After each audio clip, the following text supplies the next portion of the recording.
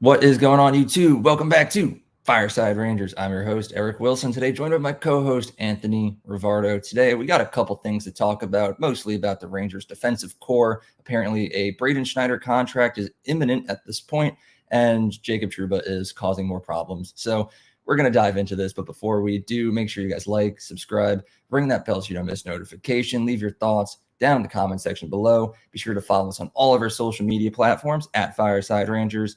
And Anthony, before I ask you how you're doing today, I just got to throw RIP out there to Cap Friendly.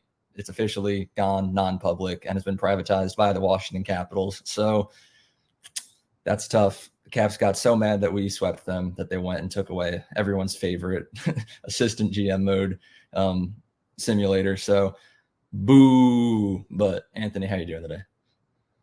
I'm doing great. RIP to Cap Friendly. You will be long missed, but never, ever forgotten. Shout out to how crappy the Washington Capitals are. We all hate you. But anyway, we also are not feeling so good about some Rangers players. Jacob Trouba has a lot of Rangers fans upset. There's a whole lot of drama going on. Reportedly, the team dynamic is a little bit messy right now. That's the quote from Vince Mercoliano. Things are not looking so good in the Rangers locker room. And it's also, I should throw out there, not just the Jacob Trouba situation, and it's not necessarily his fault. It's more so the fact that Chris Drury was trying to trade the team captain has put things in a little bit of dismay for the Rangers. And also the move to waive Barclay Goodrow, the way that they did that, basically throwing him to the San Jose Sharks, even though he declined to trade to the San Jose Sharks, that has also messed up the Rangers locker room. So the whole offseason, all of the moves that Chris Drury made, a lot of them were pretty scummy. He made some scumbag moves. I support them because they were the best moves and decisions to make for the betterment of the New York Rangers, but it seems to have rubbed the Rangers the wrong way. And I do think it's worth discussing, Eric, how we feel about Chris Drury this offseason and also how we feel about Jacob Trouba, the whole thing. And of course, the Braden Schneider contract that's reportedly being discussed. Maybe he gets his extension. It seems pretty affordable based on what we've read, but also maybe he doesn't get his extension. I don't know. We'll see exactly how all of this goes, but I'm curious to hear your thoughts. Yeah, I mean, I'll start by addressing the Trouba situation because the longer that this has gone on, which has been like a month now, I've had a lot of time to think about it. And, at the end of the day, as frustrating as it is, I can't really blame Trouba that much, where like he didn't pick $8 million. That's the contract that Jeff Gorton, GM before Chris Drury, handed him out. You can't blame Trouba for exercising his no trade clause because it's a part of that same contract that the organization gave him. So, yeah, it's frustrating. He's easily the worst player on our roster, and life would be so much easier as Rangers fans if we did see him be traded away somewhere. But as far as what he's been doing, choosing to stay in New York, can't really blame him for that. It's a part of his contract. He didn't craft that contract. The general managers and the organization did. So, I get that it's frustrating, but to all the people hating on him and specifically as an individual, I don't really understand that. But Chris Drury, I agree with you. He's made the moves that are the best for the organization. Goodrow was making way too much money for what he was contributing. He had to go.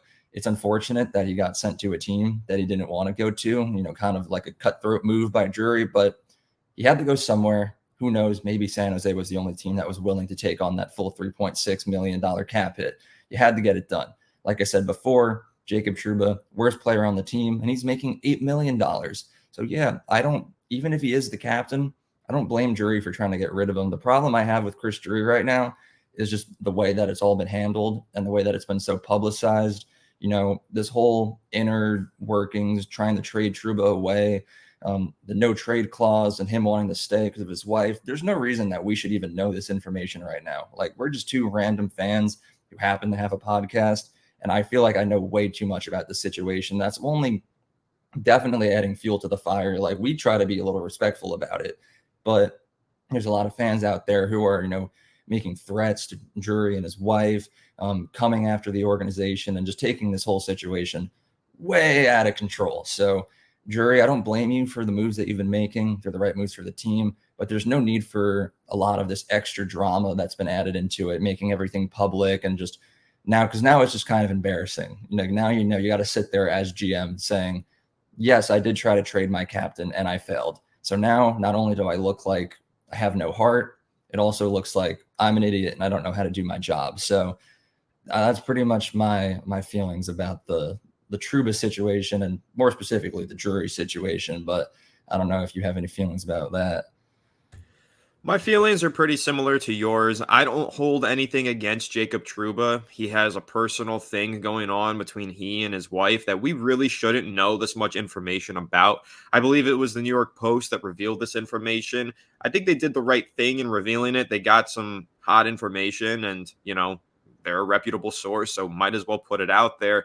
But at the end of the day, it's just kind of unfortunate for all parties involved that this information came to light so publicly. Like, it almost makes things embarrassing for the Rangers. It almost makes things embarrassing for the Trouba family. But at the end of the day, Trouba's wife, Kelly, I believe her name is, has an obligation to a hospital. There's nothing she can do about that. She can't transfer those credits as it was reported in that New York Post article. She has to stay in New York. And Jacob Trouba and his wife, Kelly, they just had a baby who's 9 months old. It would be really tough for him to just abandon his wife and his newborn child to go to another state or another city, if it were up to Buffalo, to go ahead and play for a new hockey team. It would be pretty ridiculous. So I don't blame him for saying no to all of these trades. I don't blame him for making sure that every trade falls through. Like, this is what he should do to provide for his family. You can't blame him for this. Now, what do the Rangers do as a response? We'll see. Maybe they try to trade him anyway, but they're not really going to have the opportunity, because it was also written in that article that this situation between Trouba's family and that hospital is a league-wide known issue. There are not teams looking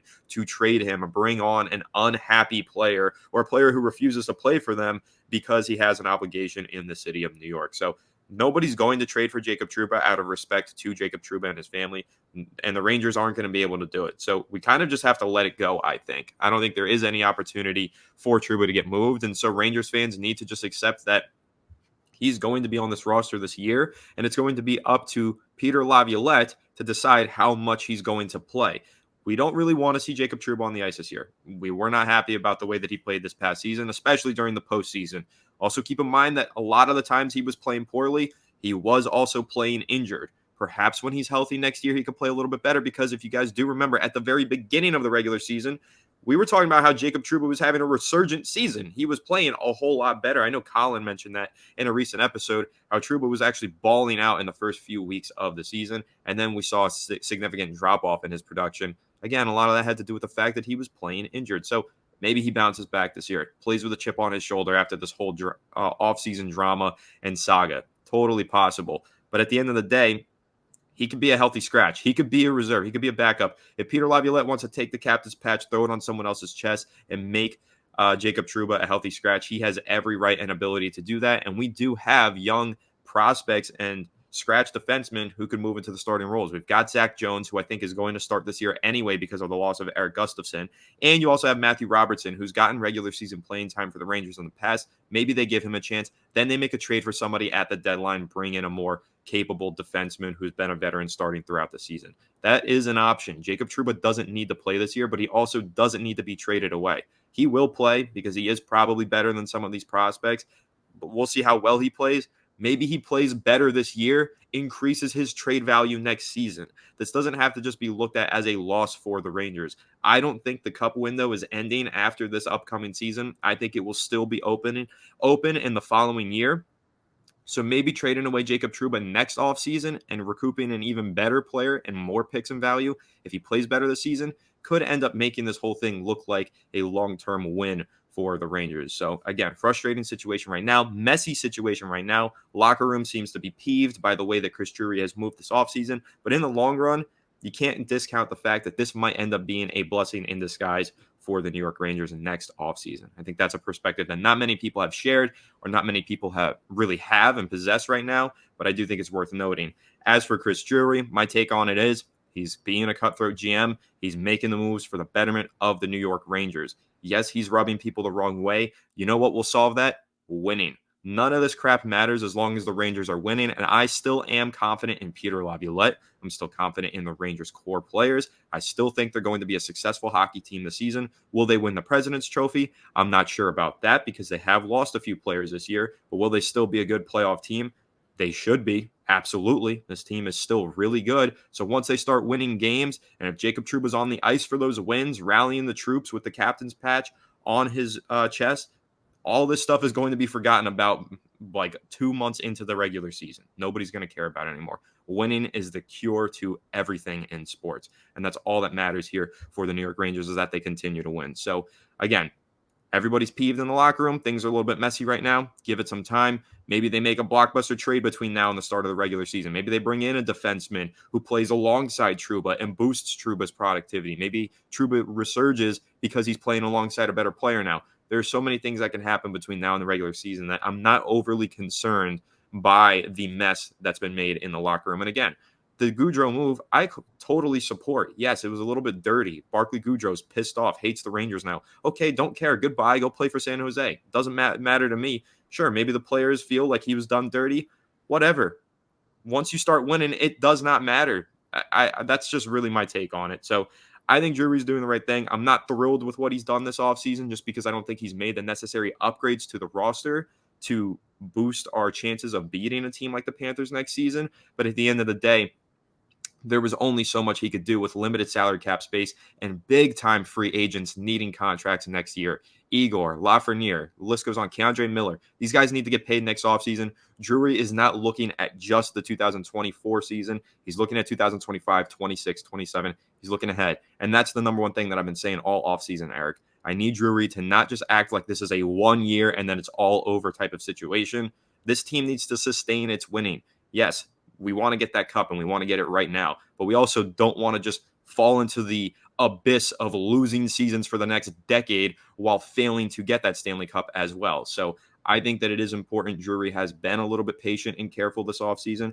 I wish he'd made a couple better moves to improve the lineup for the upcoming campaign, but it's still early. There is still time between now and the start of the regular season, and now and the midseason trade deadline. So there are still roster upgrade opportunities ahead for the Rangers, and I do appreciate the fact that Drury is not sacrificing too much of the future for the present. Yeah, I don't know, you said a lot there that I agree with pretty much all of it. So I don't even know how much left there is for me to add.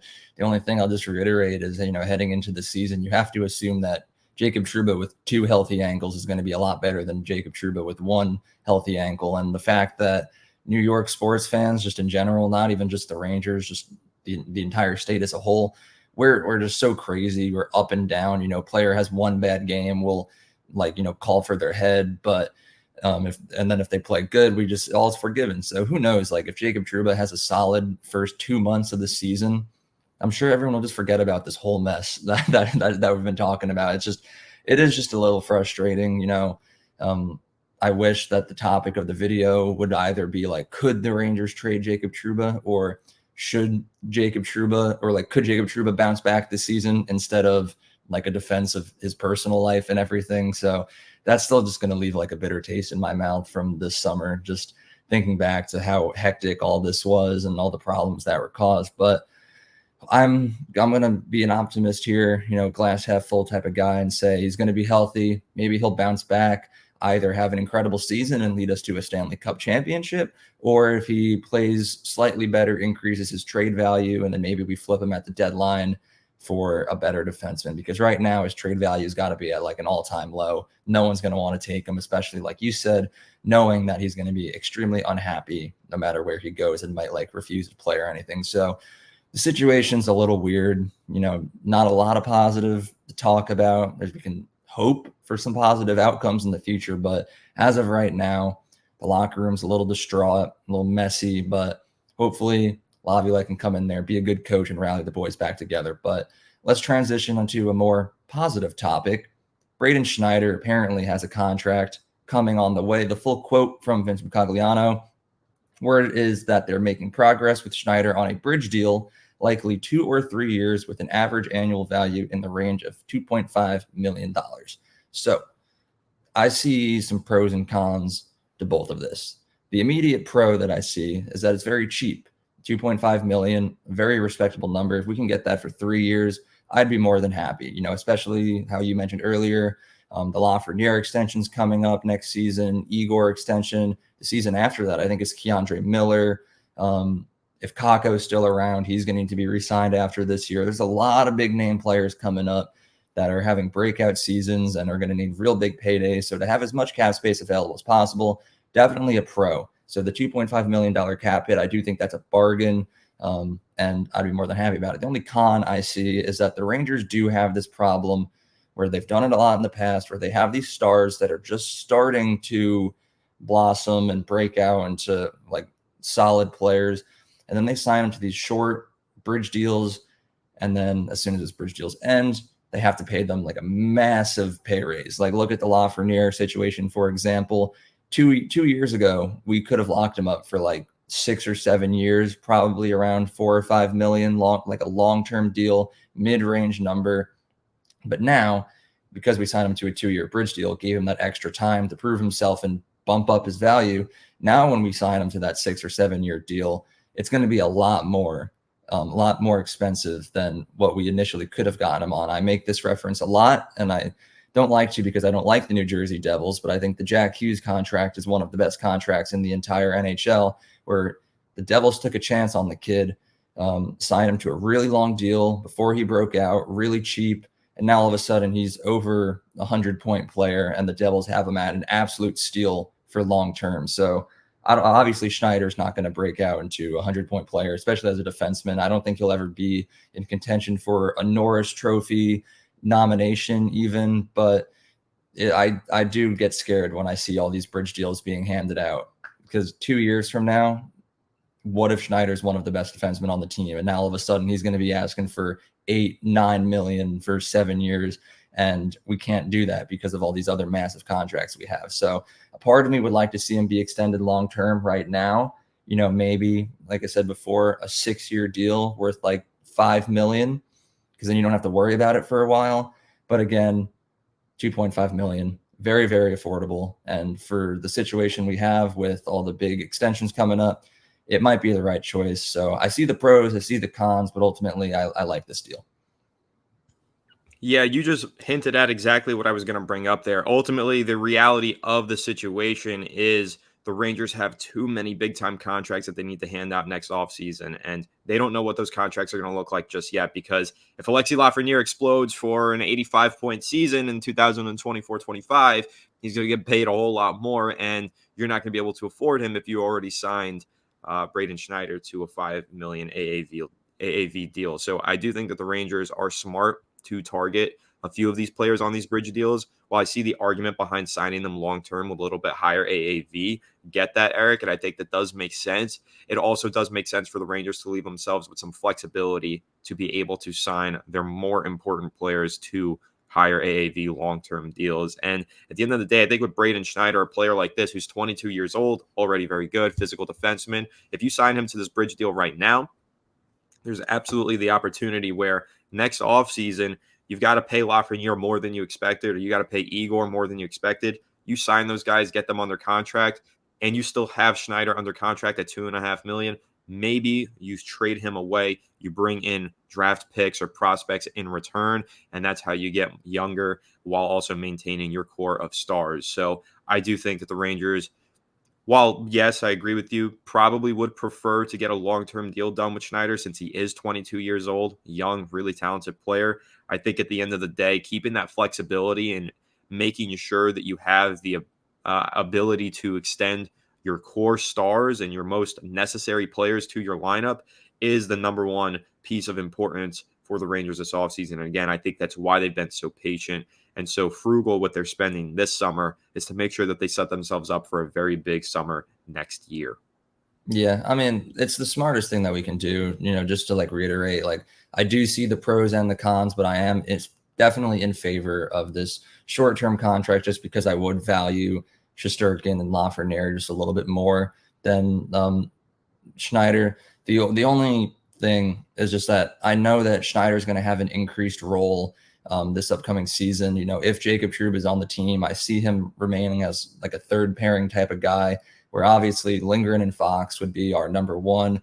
I don't want to see Miller and Trouba play together anymore. That was absolutely terrible. But Miller and Schneider, when they played together briefly while Trouba was injured, arguably maybe better than Lindgren and Fox. And then I would put like Jones and Trouba together, which sounds like a disaster waiting to happen, but we'll have to wait and see. So just I have a feeling that Schneider is going to have an elevated role, play with a more talented defenseman in Keandre Miller. He's definitely going to be producing more, playing better defense. So while I am in support of this 2 or 3 year bridge deal that comes at a very cheap AAV, just be prepared in 2 or 3 years from now when his value is definitely going to go up. But maybe we don't have to re-sign him in 3 years. Like you said, maybe we flip him, call up some prospects who are ready to go. I don't know. That's a video topic for 3 years from now. So we'll have to see. But if the Rangers were to announce just like this second that they signed him, 3-year deal, $2.5 million value, I'd be more than happy, and I would feel a lot more confident in the fact that we'd be able to re-sign Lafreniere and Shesterkin after this season. So that's pretty much my thoughts on it. I don't know if you had any closing remarks or if we're good, but okay. Nope. So yeah, I'm in total agreement with you. I think that, again, Chris Drury has had an up and down offseason. He's made some good moves. He's made some disappointing moves so far this summer. But at the end of the day, I think working on the Schneider deal now and setting themselves up to have the flexibility to re-sign their stars next offseason has been his top priority and should continue to be his top priority, because you guys know how I feel about Alexis Lafreniere. Love the kid. Want him here forever. Alexis Lafreniere beer, my favorite beer drinker on the Rangers.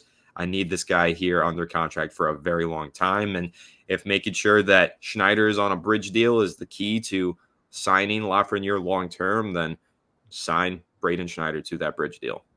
Yeah, I agree. Lafreniere is too important to this team. He's the future. Definitely the future captain of the New York Rangers, I think.